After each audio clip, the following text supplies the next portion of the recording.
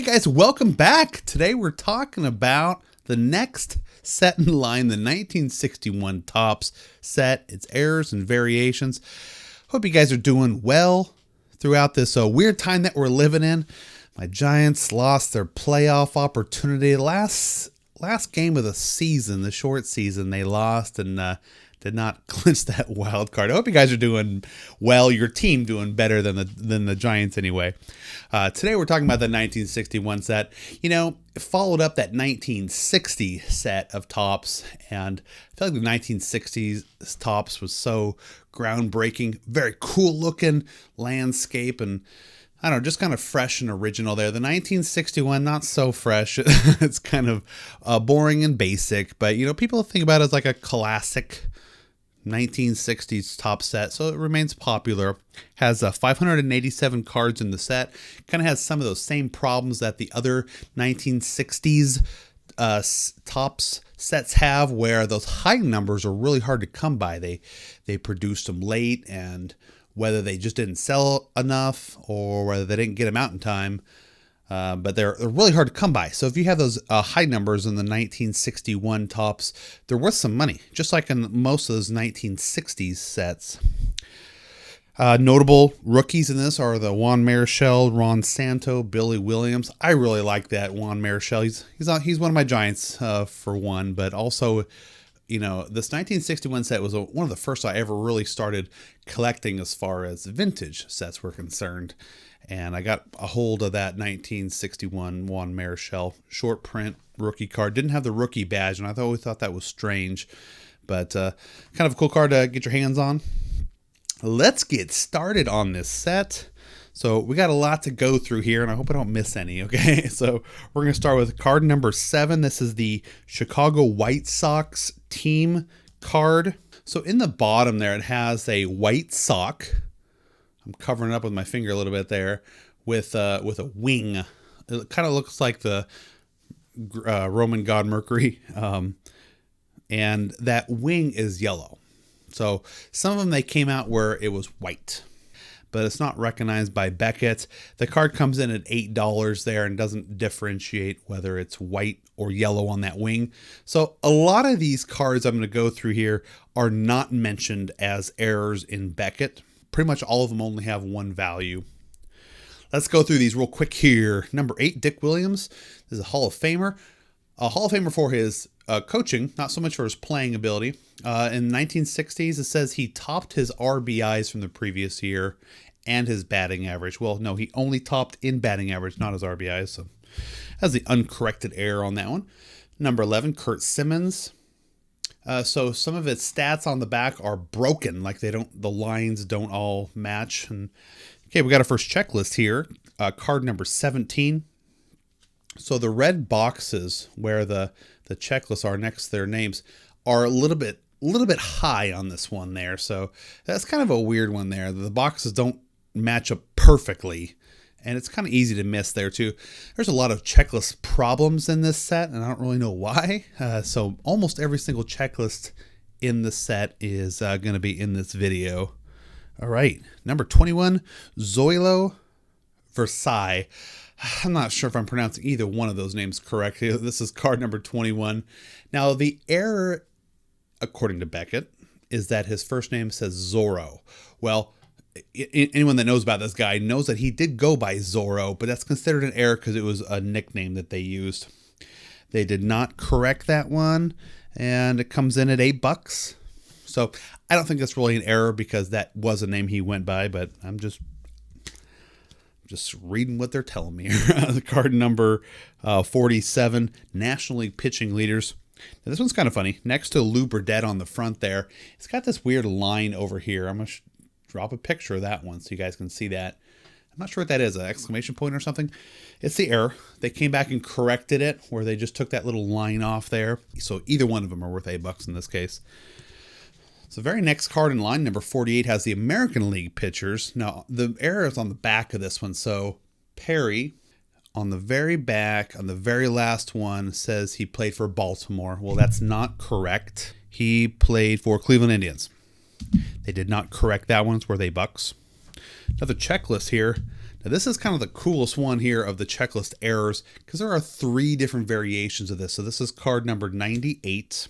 So there you take a look here on the top, on the very top, it says Topps Baseball Checklist. The letters are in red, and they corrected that by putting them in yellow.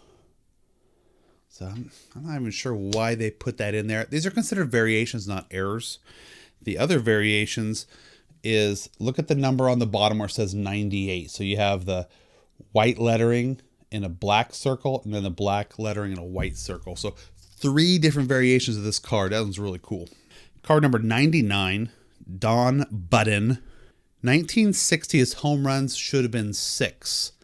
Now this is interesting because if you look at his 1960 stats, it says he had 66 home runs. That would be pretty awesome. He would have beaten Babe Ruth's record and Roger Maris. That's an error, obviously. So he only hit 6 home runs that last year. All right. Number 6, 62, Al Polarczyk. So this one has a yellow splotch by the bat. I'll throw up a picture of that one here. It's a variation, comes in at $3, not recognized by Beckett there. So I'm not sure why they don't consider that an error, but whatever. All right, so that was number 62. Number 160 is Whitey Ford. Well, that's a household name. This card's worth $50. Has a book value of $50. So the error is an uncorrected error on the back. It says he's 5'0". Poor guy. He's 5'10". Card number 161, Sherman Jones. So this one has an uncorrected error because this is his rookie card, and there he is. Looks like he's just pitching, and they're real big on those like fake poses back then. But that's not him. That's a picture of Eddie Fisher. I mean, I've said this 100 times before. The worst thing you can do is put someone else's picture on their card, especially if it's his rookie card. Give the poor guy a break. He's shown his family his first baseball card. It's not even him. So that one was not corrected. All right. So 189, another checklist. This is the 3rd series checklist. So you have a couple things going on here where the pictures are slightly cropped differently. So like, for instance, this guy on the far side there has a 4 on the back of his jersey, but this other version, you cannot see it at all. It's cut off there. But on the back of it also has a variation where the checklists, copyrights, are like slightly in a different spot than the other. So not considered errors, just considered variations. And those don't have any different value. They are both worth $10. 203, Eddie Brassard. So this one's kind of interesting there because card number 203. If you look back behind his head there, there's a blue streak out in the out in the air. And the first time you see that there, it looks like someone had taken the card and used like a blue Sharpie on it, but it's not. It's the way the card was printed, and they corrected it where it does not have that blue streak in the back. So quite obviously an error. However, it is not recognized by Beckett. So card is worth $3. Card number 209, Ken McBride. So the box between the name and the team are broken. Well, this is the corrected one there. I couldn't find the error one, but right there where my finger's pointing there, that little box is broken there and has like a $3 value. Card number 249, Reds team. Okay, this one has, so it has irregular borders. So the outside border here on the front of the card it is irregular, kind of different versions of it there. Jim Landis, number 271. So this one's kind of weird. The top of the card, his bat just kind of disappears into the border of the card. But there is a variation where his bat, and I'm going to throw up a side-by-side here because you really have to see it to see what I'm talking about here. The bat goes past the border of the card. And it's a little bit subtle there, but when you compare them side by side, you definitely see it there. All right, our next one is number 14, Don Mossy. There's a couple cards I don't have. Has a wrong date of birth. Hector Lopez, number 28, wrong date of birth. George Crow, number 52, wrong date of birth. Alex Gramas, number 64, wrong date of birth. And they kind of had some of those same ones in 1960 where the wrong date of birth. Number 87, Joe Almafitano. I'm not sure if I have that pronounced right there. In 1955, he should have had 36 games, and that was an uncorrected error, and that's worth like $3. 143, Ross Snyder. So this one's kind of funny because he played for the A's. It has A's on the front of the card, but Orioles on the back. That was an uncorrected error worth $3. 199, Bob Boyd, wrong date of birth. Number 202, Al Niger. I don't know how to pronounce his name. I'm just going to go ahead and spell it here. So on the front, it's N-E-I, but on the back, it's N-I-E. So that's an uncorrected error, and it's spelled wrong on the back side there. They did not come back and correct that one. It's worth $3. Number 220, Alvin Dark. He had a wrong date of birth. 235, Camilo Pascual. So this is card that was not corrected. It's misspelled for his first name on the back, Camilio. They have an extra I on that one there. Has a $6 book value on that one. 256, Billy Hoft. He has a broken border on the top left-hand corner. Now, this one's kind of cool. This is a variation of the card where it has a solid border, and I wish I had one to show you. I'll throw up some scans, though. Solid border, and then there's one with a little bit of a piece missing. And then there's an extra variation where there's a larger piece missing. So 3 different versions of this card. Once again, Beckett doesn't recognize any errors in this particular card, so they're all worth $3. Card number 255, Vic Power, uncorrected error on the wrong date of birth. Again, 1960 World Series card. Has Mickey Mantle on it. Card number 307. I don't have this one. Comes in at $80. Where it says on the back in the narrative that the Pirates scored 2 runs in the 9th. It says they scored 3, but the correction is 2. So they just have the wrong amount of runs on that one. Lou Burdett, number 320. Just like in the previous set of cards, they misspelled his first name again. That's weird. It should be L-E-W. They have L-O-U. So they really had a hard time with poor Lou spelling his first name.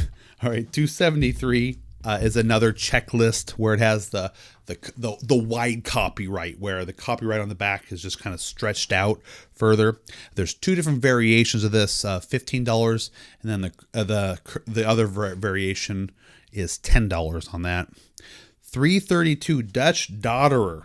So there he is. He's a catcher, and there's the guy, Dutch Dotterer, pictured there, except it's not him.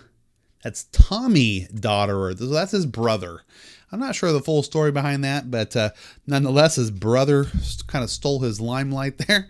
Again, pictured on his card. They did not come back and correct that. It's worth $3.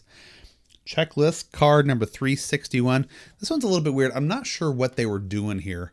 So this one has the Topps baseball in yellow letters on the top, and on the back it has this like ad. It says special feature in your next series, most valuable player. Just an ad for like the next series of cards. So doesn't seem like an error, right? But they actually came back and changed that to where the Topps baseball is in black letters, and on the back there's no ad, and it has so on the top half it has the list of names for the checklist of this 5th series, and the corrected one has, or the other variation I should say, has them on the whole card there. So I'm not even sure what they were doing there, but they felt the need to change that. They're both coming in at $15, so no difference in value there. Bill Skowron, number 371, wrong date of birth. Manny Minoso, 380, wrong date of birth. 414, Dick Donovan. It says he won 18 games in 1954 when it should be 54 instead of 53. So they had the wrong year on that. $6 on that one. Bud Daly, 422. This one has a wrong date of birth also. And 435, Orlando Cepeda, one of my Giants here. So this one's kind of funny there. This is an uncorrected error. Comes in at $25. And if you look on the team, it says San Francisco Giants there. So kind of a funny one there. I'm not sure why they misspelled San Francisco, but they did it. They did not correct that one. 437, checklist. You getting tired of these checklists yet? There's a lot of them. There's a lot of errors on these here. So on this one here, on Luis Aparicio, card number 440, they misspelled his first name. So it has L-U-I-S, which is the corrected one, and then L-O-U-I-S is the error. So, of course, they did correct that one. Both worth $15 on that one. Harry Bright, number 447. This one's kind of a weird one, too. So if you look in the background over his back, there's like a swoop. and it looks like a ballpoint pen, like in blue ink, where someone had written on the card, but they printed them like that. Then they came back and corrected that where it's not on there, not listed in the Beckett there.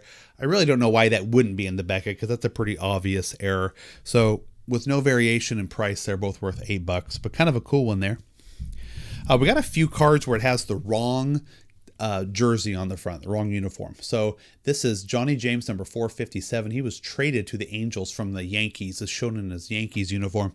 Not truly an error. It's just a place where Topps didn't have a picture of him in his new uniform. He was traded late in the season. So there's a couple of those. Not really errors, just kind of cool ones to have.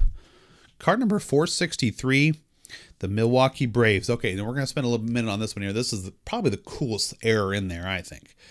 463 Milwaukee Braves, and Jack Fisher, also card number 463. Well, you shouldn't have two cards with the same number, but it does happen from time to time. The corrected one is the Jack Fisher. So even though I have him here upside down, there we go. That is actually the corrected one there. We're going to put him aside there because this team one is incorrect. They should have put the team as 426.